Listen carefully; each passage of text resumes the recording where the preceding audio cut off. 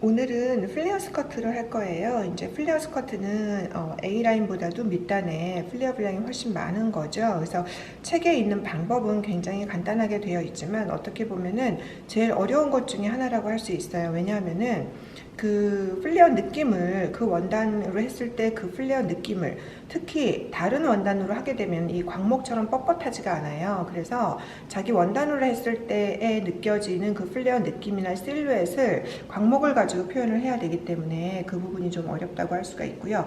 게다가 또 하나 명심해야 되는 거는 이 플레어 스커트는 식서 방향을 가장 영향을 많이 받아요. 그래서 이 책에도 보면은 플레어 스커트가 세 가지로 되어 있어요. 지금 얘는 옆선이 식서, 여기가 사이드 셈이거든요.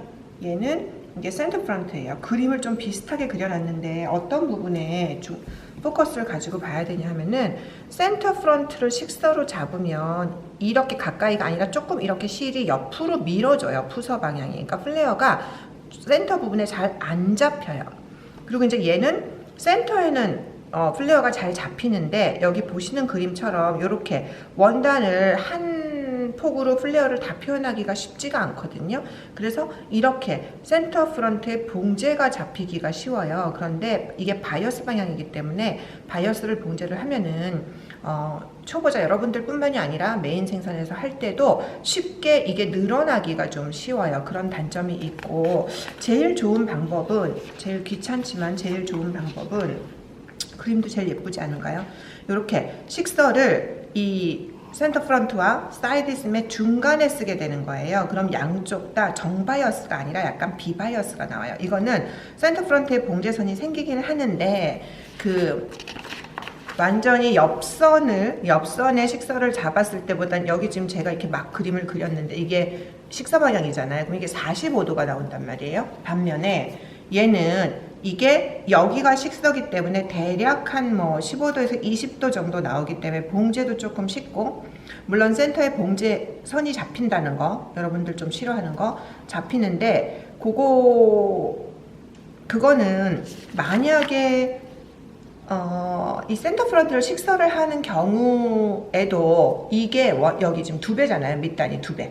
플레어를 많이 주게 되면은 이게 원단 한 폭에 들어가기가 또 쉽지가 않아요. 그래서 봉제선은 어쩔 수 없이 잡힐 수도 있거든요.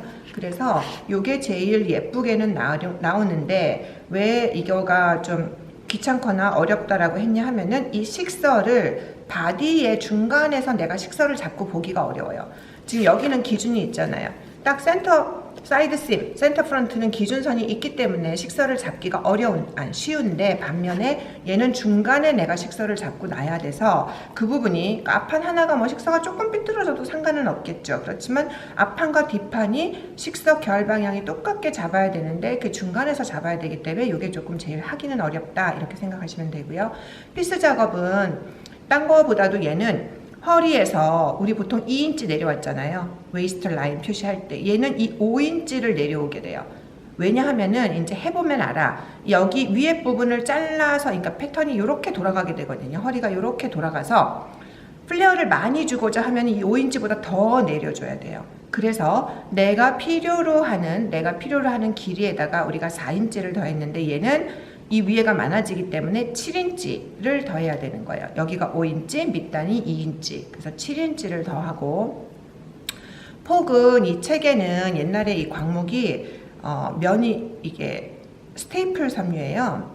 여러분 소재를 들으니까 스테이플 섬유인데 스테이플 섬유가 이게 짧기 때문에 보통 90이나 아니면 110 폭이었었어요. 그래서 제가 지금 이게 이제 갖고 온 게 좀 짧은 폭이고요. 요즘에는 재직 기술이 좋아져서 한 140도 있기는 해요. 그래서 이게 풀 위드스라고 하는 거는 한 90에서 110 정도 되는 거는 옆에 재지 말고 다 써라. 왜냐하면은 제가 항상 그 가장 넓은 데를 생각을 해야 그랬잖아요. 그게 플레어 스커트는 허리도 엉덩이도 아니고 밑단인데, 예를 들어 밑단이 이 정도라고 했을 때 옆에 배강이잖아. 어바웃으로 이 정도는 와야 되겠다.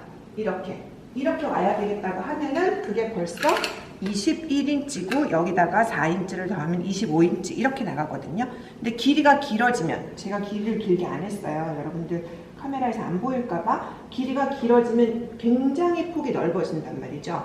그거를 가늠하는 능력이 정확하게는 아니지만 어느 정도 있어야 되고, 그거를 보는 방법은 플레어 스커트 디자인에서 밑단을 다 펼쳤을 때 과연 어떨 것인가 하는 거예요. 저는 책을 보고 플레어 스커트를 하지만 여러분들은 디자인을 보고 또는 디자인을 하고 그 다음에 플레어 스커트 그 디자인을 표현하는 거예요. 드레이핑은 테크닉이 아니고 자기가 생각하는 디자인을 옷으로 만들기 위한 과정이거든요. 그래서 디자인을 표현을 못 해내고 이 테크닉만 알고 요 책에 있는 대로 하는 거는 별로 의미가 없어요. 그래서 자기 디자인을 가지고 하시면 되고요.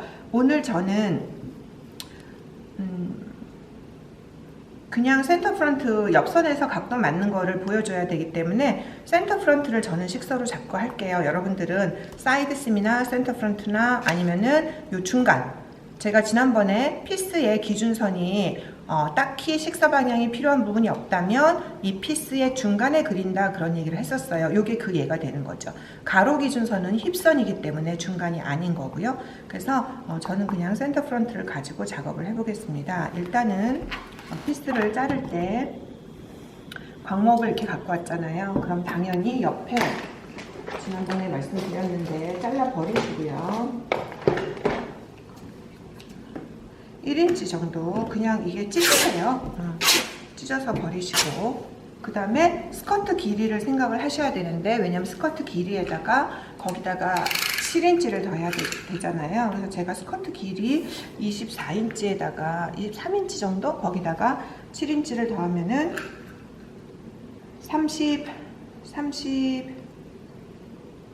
24에다 7 더하면 31인치죠. 31인치. 요게 지금 원단이 한 마씩 끊어서 35인치까지 되어 있는데, 제가 그냥 이거 다 쓸게요. 그래서 이 옆에가 얼마만큼 필요한지 여러분한테 보여주기 위해서 요거는 길이를, 특히 또 요즘에 미디가 유행이니까 이걸 다 쓰고, 그 다음에 풀 위드스라 그랬는데 이 옆에 것까지 다 쓸 필요는 없고요. 제가 아까 가늠을 한번 다시 해볼게요. 여러분 안 보이더라도 제가 34면은 이렇게 하시는 거예요. 제가 24에다 3인치, 27인치 정도 갈 거니까 스커트 길이가 여기쯤 된다 라고 하면 이쯤에서 이 옆으로 가는 각도로 이렇게 봤을 때 한 4분의 요 정도는 해야 되겠다. 이렇게 가늠을 하는 거고, 제가 잡은 게 26이거든요. 그러면은 한 30인치, 31인치 요 정도면 된단 말이죠. 네. 이렇게 또 혹시 몰라서 플레어니까 저도 여러분하고 비슷해요. 조금씩 이런 거는 밑단을 여유를 좀 주고 작업을 하니까 34구로 제가 잡았고요. 이 옆에는 식서가 있기 때문에 제가 표시를 안 하고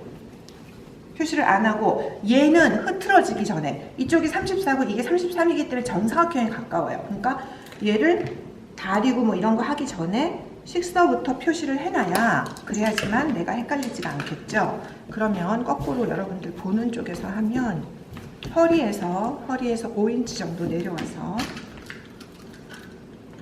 플레어 스커트를 하다 보면은 버려지는, 그러니까 광목을 잘라서 버리는 게 많아요.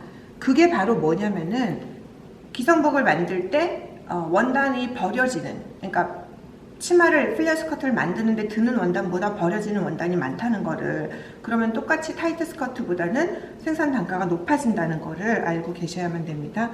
우리 힙은 8인치였죠? 여기 8인치 표시해 놓고요. 일단은 1인치 제가 앞중심을 그리도록 하겠습니다. 이렇게 놓고 그려야 되겠네요.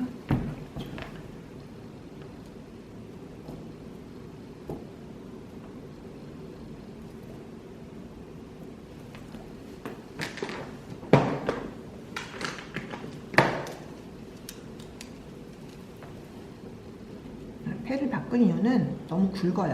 지금 보시면은 굵잖아. 저렇게 굵은 펜보다는 얇은 걸 써야 돼서.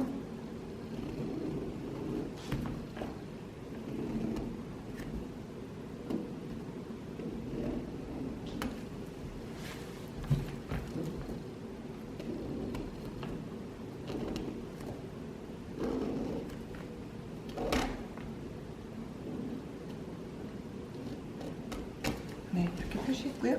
그럼 파란색도 그냥 이거 쓸게요. 지금 허리 말고 힙 있는 데서